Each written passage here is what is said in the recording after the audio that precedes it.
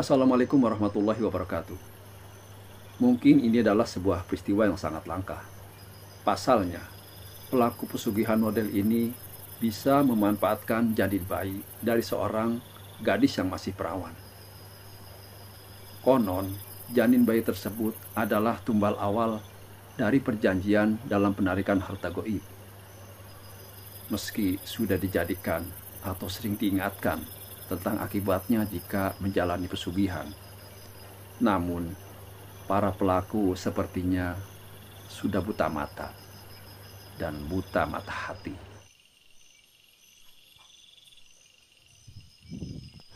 Memang benar yang sering dikatakan banyak orang, bahwa apapun bentuk dan tujuannya, bersekutu dengan makhluk halus akan banyak ruginya daripada untungnya. Banyak faktor menjadi penyebab kenekatan seseorang melakukan persekutuan dengan makhluk halus dalam upaya memperkaya diri secara instan. Padahal nyata-nyata telah dimengerti jika hal itu dikutuk oleh agama apapun. Alasan yang mereka kemukakan terkesan klise, yaitu terhimpit faktor ekonomi. Di samping itu, mereka juga merasa iri dengan keberadaan masyarakat sekitarnya yang hidup bergelimangan harta. Dalam kacamata Islam, yang diyakini mampu menjadi rambu pencegah kenekatan melakukan persekutuan goib demi terpuaskan urusan duniawi, sudah sering didengungkan dalam segala bentuk dan syiar. Akan tetapi kenyataannya, justru hal tersebut banyak dipalingkan oleh sebagian orang. Kadang juga dijadikan topeng semata, agar bisa menutupi perbuatan kotor tersebut. Tragisnya, demi hal itu, pengorbanan yang dipersembahkan dan yang biasa diminta adalah nyawa manusia juga mampu terpenuhi. Tidak peduli diri sendiri, istri, anak, atau orang lain yang masih ada hubungan sedarah. Sungguh tidak manusiawi. Karena kenyataan ini tak beda dengan tindakan kejahatan pembunuhan yang terselubung. Sayang, untuk mengungkap pembuktiannya susah didapat. Pasalnya, modus kejahatan yang terjadi dalam bungkus alam tidak kasat mata. Pembuktian secara hukum sangatlah lemah. Persaingan tak kunjung selesai. Keras dan penuh persaingan ketat. Itulah yang dialami Kusmayadi, warga Kabupaten Karawang, Jawa Barat. Dalam kondisi kehidupannya akhir-akhir ini, pria berusia 41 tahun itu kini hanya bisa menyesali hasil perbuatannya. Setelah harta yang paling berharga melayang sia-sia. Bahkan kerasa kehidupan nyaris membuat pria kelahiran 10 Oktober 1975 itu frustasi.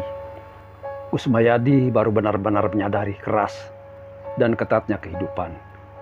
Setelah lebih dari 2 tahun, kesulitan mendapatkan pekerjaan. Sebenarnya ia sudah berusaha sebelumnya, termasuk rela meninggalkan kampung halaman untuk mengembara ke kota-kota besar. Berbagai macam perusahaan, baik yang berskala besar maupun kecil, telah disambanginya. Namun semuanya tidak membuahkan hasil. Padahal kala itu perusahaan yang didatanginya banyak sedang membutuhkan karyawan. Tetapi dengan berbagai alasan, lamarannya selalu ditolak.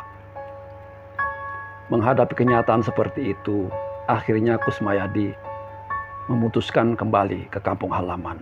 Bahkan di sana, sebagian besar hari-harinya dia isi dengan mencangkul atau menggarap sawah orang lain, atau menjadi kuli bangunan. Yang penting hari itu bisa membawa hasil, meskipun tidak seperti yang diharapkan istrinya yang menunggu di rumah. Kira-kira setengah tahun tinggal di desa, Kusmayadi merasa sangat prihatin dengan perekonomian keluarganya. Karena itu, pria berkulit gelap itu kemudian memutuskan untuk bekerja pada salah seorang tetangganya. Meski hanya bekerja di home industri rumahan, namun saya merasa senang karena bisa membuat dapur saya ngebul ujar putra kedua dari 3 bersaudara itu. Selama bekerja di perusahaan yang bergerak di bidang printing atau sablon kaos dan percetakan itu, etos dan cara kerja yang dia tunjukkan mampu membuat kagum pemiliknya. Hingga akhirnya dia pun dipercaya sebagai kepala bagian di CP tersebut.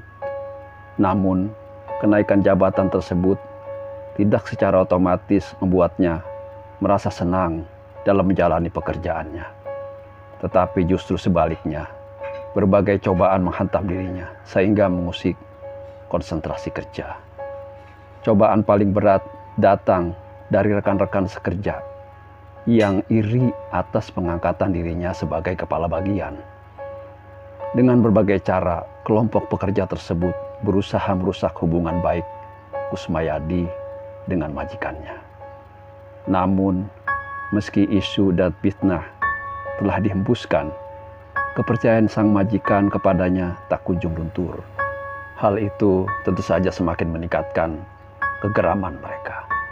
Hingga akhirnya di antara mereka ada yang menggunakan cara-cara mistik.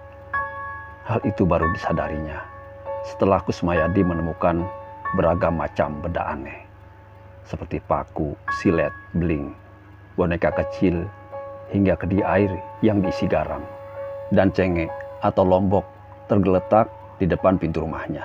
Untungnya, serangan-serangan goib tersebut tak sampai mencelakakan Kusmayadi dan Sophia, istrinya. Menyadari persaingan semakin tak sehat, pria berwatak kalem itu mencoba mengajak berdamai para pekerja yang tak senang padanya. Akan tetapi, dari langkah-langkah tersebut, dia tak menemukan jawaban.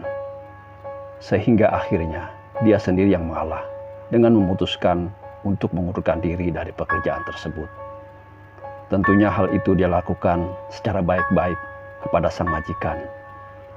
Sebenarnya bos saya itu keberatan jika saya keluar, tapi mau bagaimana lagi jika teman kerja saya sudah tidak menghendaki kehadiran saya, terang Kusmayadi dengan rendah hati.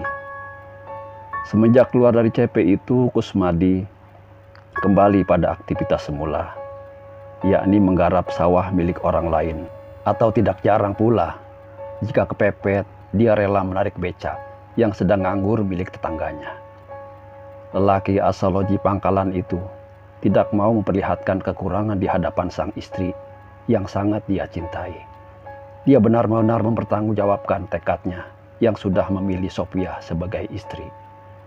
Sampai kemudian pada suatu hari, tanpa diduga, pada saat dirinya sedang ngetem atau nunggu penumpang di perapatan Tanjung Pura, Kusmayadi dihampiri sebuah mobil keren. Awalnya dia mengira penumpang sedan berwarna metal itu sedang kesasar atau akan menanyakan sebuah alamat. Namun, setelah melihat siapa yang turun dan menghampirinya, Kusmayadi menjadi terkesiap kaget. Pasalnya pria ganteng dengan pakaian yang perlente itu tidak lain adalah temannya semasa kecil yang lama meninggalkan Karawang.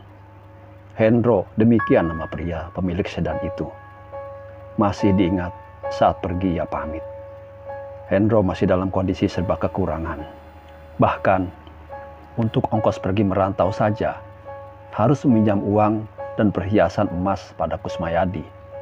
Maka tidak aneh jika pertemuannya saat di perapatan terminal Tanjung Pura itu begitu terlihat sangatlah akrab. Bak dua saudara. Masih bersambung. Assalamualaikum warahmatullahi wabarakatuh.